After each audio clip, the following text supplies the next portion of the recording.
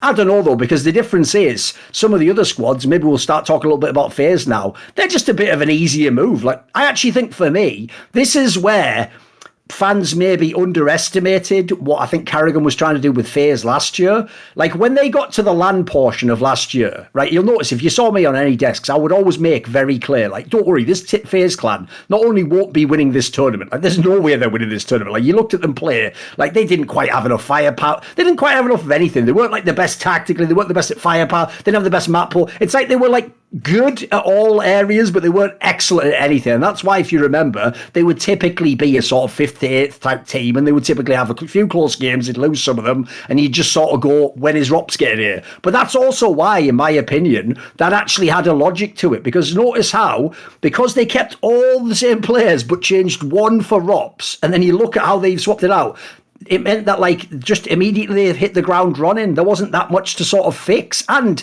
the genius of it all was Carrigan already just worked with Rops for all those years. It's not even like he's learning a new player. Yeah, he's learning who Rops is now, you know, like however he leveled up in the year he was away. But like, to me, it makes, look, I would have never predicted they'd win kind of 8-8, obviously, because the circumstances were so bizarre. But actually, the idea that like FaZe could get Rops into the team and quickly become a world contender, I think that makes sense. Sure, the results here maybe call some of that into question, and people are going to wonder how will the real lineup with Rain be, because it's not we can take the JKS and pretend that is FaZe. It fundamentally isn't. He's not going to be a member of the team, apparently. So, Scriv, I'll start with you again. Where's FaZe at for you? I think Vitality's issues are more broad. Like FaZe, it feels a little more specific to this tournament at the moment. I've always been a big fan of the team, to be honest. You know, I think you literally have like a tattoo of them, right? Yeah, that the FaZe symbol. That was the pause. That was the pause. Do I? You know, I've worn a jumper on purpose, so that, you know, it's difficult for me. But yeah, you know, a friend and I, also in the industry, bet sort of, you know, said if they win, we'll get a tattoo. Oh, so this is because of kind of Itzy made the tattoo? Yes, yeah. That's cool. Okay, fair enough. So, you know, gotta be a man of your word. It's well hidden, but it is there. But yeah, so I don't know. I'm a pretty big fan. I'm a fan of Rain in a legacy sense. I think that at the moment he's a little bit of an issue. Certainly coming, it's got to be weird. You know what I mean? Like people joke about it, but on a serious level, like my team won without me, and also he's having a pretty good tournament. Up to the point you know, he got COVID. So mate, if people don't know, I've heard stories in sports, like the NFL's a great example because American football's just such a dangerous sport. You can often get injured, obviously. Like if there's stories where when some guy's team goes to the Super Bowl, but he gets like injured in the game before, or in football, the obvious example is, you know, you get like the fucking yellow card in the semis, which means you're not allowed to play in the final. Even if the team wins, it actually sometimes causes sort of like a fucked up element to your relationship, because you kind of feel like you got, on the one hand, you got robbed of getting to play there, and you feel guilt because you didn't get to play with the team. Like it actually can bring up like weird emotions. So on the one hand, you want to turn like Carrigan did and be like, "Hey, Rain, you won this as well, mate," and it's sort of like, you know, like it's kind of a bit awkward. It is for sure. Yeah. And on HLTV confirmed, I think it was Twists, right, who was a pretty major proponent for pushing for JKS to be the stand-in. So there's maybe an element there as well of like, you know, you press tab and you see for the third time this week or whatever that Rain is maybe not where he should be, and you know your mind maybe goes to other places. It starts you going, it starts you wondering, is there anything we could do without this? Yeah, I don't know. It's definitely a weird dynamic in that sense, but I feel like firepower wise they look fantastic. They have always gone for that. It seems to be the energy of the team that they just, you know, love the numbers. It kind of comes back to a little bit where you have Carrigan, especially, is one where it's like if he's lagging behind a little bit, it does make a difference these days. We're in such a, you know, heavy fragging game, and you can maybe get away with the odd map here or there. At the moment, it's Broky obviously kind of taking over a little bit, but you can't really win series. You can't win tournaments like that for sure. And I think that again, it's another case where Carrigan likes to have the pressure, likes to have the atmosphere and things like that, and this sort of environment maybe doesn't play into that. They kind of dropped the ball against Ents, a couple of close maps, and Had they done a lot of prep? Had they gone in a bit overconfident with being recent champions? It's sort of hard to tell. But I think for me, there's a lot of teams that, like to come in, not necessarily to T sides with like super structure or whatever, but with a more thought out plan of attack, I suppose, and the way that they're going to have member A and member B and member C lined up. And I feel that FaZe are a lot more free flowing.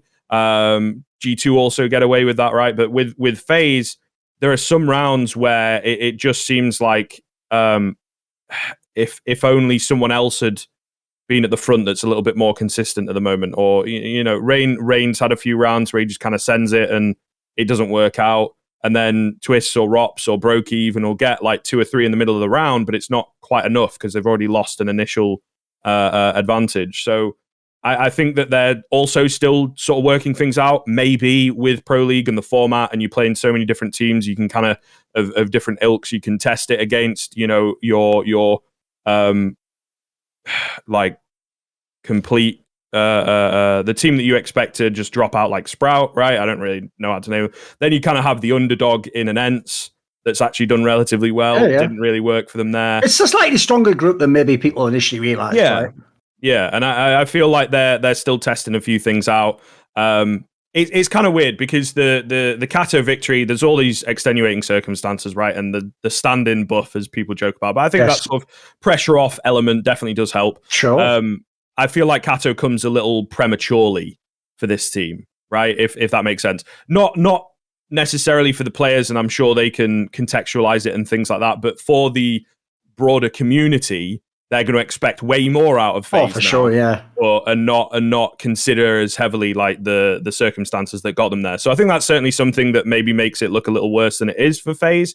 At the same time, I feel like the VP game especially probably should have at least gone to 3 for me. And then losing to Ents as well. There's sort of, you can drop that first game, but then you should have a recovery. So I don't know. I think that I've definitely called, and I've said on like a couple of the shows and stuff like that they should be a top 3 team this year for me. But the minute, not really looking like it. And I think that they have to iron out some of these issues and, need to maybe put the pressure on themselves. If that's the way that players like Carrigan and Rain perform best, they just need to get in the right space, the right mindset. And Paladin, what do you think about FaZe? I think this team lives and dies by Carrigan. Like mentally, he's their team captain, and the way he carries himself is the way the other team, the rest of the team, will really follow behind him. And I saw in Pro League towards the later stages of that end series, he looked very distraught. He was like visibly upset throughout that match, and that's not something that I've seen from him very often, to be completely honest with you. And I don't know if that's like bleeding into the other matches, if that's bleeding into why they're doing so poorly right now. But I think a lot of it is a mental thing for FaZe, because obviously if you're winning Katowice and you're struggling in an EPL group, regardless of how difficult the group is, obviously everybody's mind is like, oh, we should be in the playoffs right now. We should be competing for the title. This is nothing for us. And if things aren't necessarily the little things aren't going in your way, if those like little mid rounds that Carrigan is so good at isn't going in their way, then perhaps that's weighing down on him. And then obviously individually he isn't doing very well either. And that's something that is a running conversation throughout many people's minds on whether or not it's allowed for that to happen. And personally, I think that it's very situational, right? Because obviously sometimes you need somebody like a Carrigan to make the ballsy call to go for an entry, and sometimes it works out, and that's the way you get back into the game. Or it's like when Carrigan gets that crazy entry when they're up like 7-1, and somehow the half becomes lopsided, and somehow it's like a 14-1, 13-2 half or something, because Carrigan is just let off the leash, right? But it can also really hurt. And we've seen against a lot of teams that he's the reason why they aren't able to win. He flubs his lines and misses very easy shots. And for that reason, there's no way for FaZe to get stuck into a round, because Carrigan kind of just wastes his life away. And now you're stuck in a 4v5 with no map control, and you just kind of have to wait for the round to peter out and see if Rops or Broky can clutch up. But I think that's why FaZe is so volatile at the moment, because there's no real way to understand whether or not Carrigan is that consistent. in the opening duels perspective, right? Because he takes so many of them, but whether or not he wins them is another thing. And I think that a lot of the other pieces are doing their job. Twist is playing very well for himself. I think Rops has been doing every single role that he's supposed to do very well. He's been clutching very well. He's been lurking very effectively. I mean, obviously Rain isn't doing the best at this tournament, but everything that I've seen of him, he's done his job. He has some tough roles, and I think he's done it admirably, not to the pinnacle of supportive play, but I think he's doing it to an admirable enough job that when we look around to all the players, you look to Carrigan as the only necessarily weak link, and whether or not that can be fixed is another thing. So I think they thrive more in that as you were saying, Scriv, in that arena type situation, because that's just where he's made a name for himself. That's where he gets in the brain of the opponent and just outcalls them because of that pressure that the other team feels that he puts on those other teams. And so I hope that we can get a clearer picture as to whether or not Carrigan makes the most sense in those positions, or if we can do what we were saying before, where we I've heard on actually your other podcast where you were considering putting out Rain and putting in Yekindar from Virtus Pro, and then just having him on a hard entry role. You've pretty much covered all your bases in that world-class entry player, and then you have Carrigan playing a little bit more supportively, which he can easily do, I'm sure. Yeah, I think the tricky thing for me with this squad is, like, I'm totally with you. I actually think Carrigan is the X factor. And this is because one thing I love about his game is he's like a throwback IGL, because obviously back in the day, you didn't have coaches, you didn't have loads of time to prep. You might play your next match 2 hours after you play this match. Like, his skill set back then would be the most OP you ever had. That's why the great in-game leaders basically were like Carrigan. They were the guys who could, like, they didn't need much, half a demo was enough to go off. If they just had a feel in the game, they could call. Their teams were all set up to respond to them. So the problem is this, like, in the modern day, it's a lot harder to make that work. And one of the reasons why is, I think, as you say, Paladin, it's very volatile, because think about it. He's essentially being relied upon to make the right call or the right move as the entry fragger. And that, I agree with you, mate. Any round he gets into a site and he gets the kills and doesn't die when they plant, it's around one, literally. Like, at that point in time, it's OP as fuck. Like, your entry's still alive and you're in this, like, that's where, by the way, he has the power to make all those, like, sick, like, back off from the site when you've got the entry and you toy with the opponent. That's where, if people don't know, that's basically what he was doing to, like, that Gambit team at Cologne last year, where they were like their first big, like, real LAN, and like it was like, welcome to LAN. This is what an IGL can do when you can't have your coach talking all the time and he can just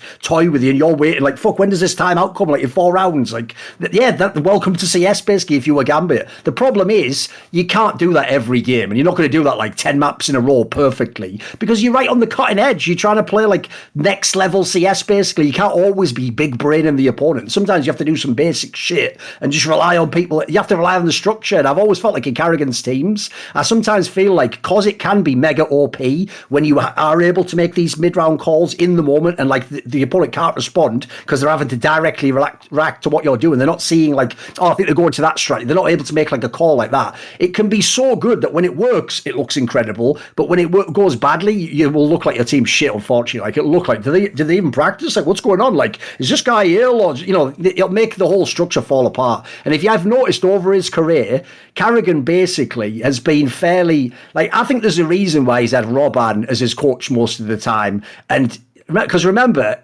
essentially Zonic benched Carrigan. Like, he actually got kicked out of a team where they had the coach have like more purview. So I've always had the vibe, he almost like was a little bit cynical with how he picked his coaches, that he wanted coaches where it's like, you do everything I don't do, but leave all my shit to me. Like, I am the mastermind. You just make sure people have, like, you know, emotionally are well and the communication's good, and, you know, people have it, but I'll sort the rest out. The downside of that is a lot of these there's a reason why when commentators talk about a match, they're like, you know, why isn't this guy taking the time out yet? Because the other coaches in the game tend to actually like interface with you about the tactics and what they see in the game. And I feel like Carrigan puts a lot on his shoulders. With that said, though, I will say, if you want to do that, the good side is this. On the one hand, I think it's one of the hardest ways possibly to win. I think even though an international team's a very hard way to win, by the way, as Vitality and Zonic might be finding out right now. But the reason why it's cool is because it's a totally different approach. I'll tell you what, if he ever does succeed, I don't even personally need him to win as much as other people did, mate. If Carrigan won like 2 majors, we can have that conversation about who the best in-game leader of all time is the next day, literally, because he'll have done it in a totally different way than anyone else who ever won multiple majors. So on the one hand, it's cool, like he's doing it that way. He is making it really, really tough for himself in my opinion, though. Like, it's going to be a situation where, like, I think the cool thing is this. He also, in his team, the reason why it's about him is he doesn't have, like, a Ziwu type guy who's going to carry every game. What I do like is, though, if you are Carrigan, I think this is exactly the right sort of setup of talent for your style of calling, though. Because what I love about his style now is, dude, I get vibes from the team he has now of when he used to have the Astralis players. Because if people don't know, back when he had the Astralis players, like, look, Device was never really like a simple carry anyway. It was more like he was just the best player, like, technically or slightly in the server, and then he would have the best numbers, and he got all the resources. His role was the one that would frag out the fucking AWPer. So he would win the MVP, but he wasn't like the MVP like Ziwu style last year in Vitality. He wasn't like hard carry every game. So if people don't know, they sort of used to do it by committee back in TSM. He had KGB, Dupree, and Device, and these were mega players, but the idea was one goes off one game, like Cajun B has a just 2 game, he has great, and then Device is great on Inferno, and then fucking Dupree has some map, I know Mirage or something where he busts up the T-set. And the idea was that's what makes the team so dangerous. You're doing the fragging by committee, and then you have one of the best mid-round IGLs. So I think right now, he could have that right now. If you look at the trio he has in Rops, Twists and Broky, there's no role overlap. This is perfect if you actually want these players in your team. So I think if his calling is good enough, this team can win. They can do everything, in my opinion. I think the sky is the limit. But he's putting a lot of weight on his shoulders in the calling, and you're going to see in these games, this is why I've always said to players like that, and don't worry, by the way, guys, Carrigan gets this. When Carrigan first made the team with Nico, Olaf, Guardian, like that massive super team, he actually straight up had a conversation with me where he said to me, I actually agree. The expectation should be, if I don't win everything, I failed. I have the best players ever, basically. So what's cool is he gets the challenge, but essentially he's actually doing it a hard way on purpose, guys. He hasn't accidentally backed himself into this. So I'm just more interested to see how this storyline unfolds. So Paladin, right, what about this specific period right now? Because obviously one of the touchy topics is because Broky was the MVP of Katowice, and he did post like bonkers numbers for his own career. It was like probably the best LAN he's ever played realistically. If you look at like the amount of matches, the big games, right? He has actually sort of continued some of that form, even though FaZe is sort of failing this group, he still had some good numbers. Where do you think Broky is at? Because I noticed for me, Broky's like the line in the sand for some people. Some people have him as like a star player. Obviously, I think he was the 20th on HLTV's top 20 last year. Obviously, he's just won an MVP. Where's Broky at in the mix for you at the moment, Paladin? How are you seeing this player? I think he's teetering on that top 20 conversation. Or sorry, he's definitely easily in the top 20. I think he's teetering on that top 10 conversation. Okay. Because personally, I think he is a very post-up opper. Well, before, right? Maybe a couple tournaments before. He was a little bit more of a post-up opper. Wasn't necessarily willing to take as many duels, and he was basically playing for post plants and then try to clutch up. And that's where I think he excels the most at, is where he has a very good understanding of where CTs could be. And in that sense, that's where I think he thrived a lot. And I think that on the CT side, he was very proactive. He was very willing to take fights in a lot of different areas of the map. But the reason why I think he did so well at Katowice is he decided to play a little bit more aggressive. He was saying, I like to post up on the T side, but what if I try to look for more outside picks or more like on Nuke? And what if I try to go for an aggressive apps peek on Mirage or something like that? Those small little inflections have really elevated his game so that he's not necessarily a one-trick pony that, he's known for the post plants. He's more known for, an all-around game that he was lacking in 2020, 2021. So I think that if he's able to keep that up and keep his gameplay fresh, he can cement himself in top 10. But I think for right now, I still need to see whether or not teams can figure him out and know whether or not he's going to do those same little inflections in his game often or not. Because that's something that some operas try to do to quote unquote change their style, and then they get read pretty easily. I mean, obviously you can think about one extreme case being MSL way back when he had this crazy AWP MVP run, but then as soon as that ended, there wasn't necessarily a big like staple MSL tournament you can think of, because he was very easily figured out. So obviously it's a more extreme case, but whether or not that is going to happen with Broky or not is something that I want to see what would happen. Want to see more cool, funny, interesting clips based on topics from my content? Well, subscribe to this channel then, or, be a pleb and don't.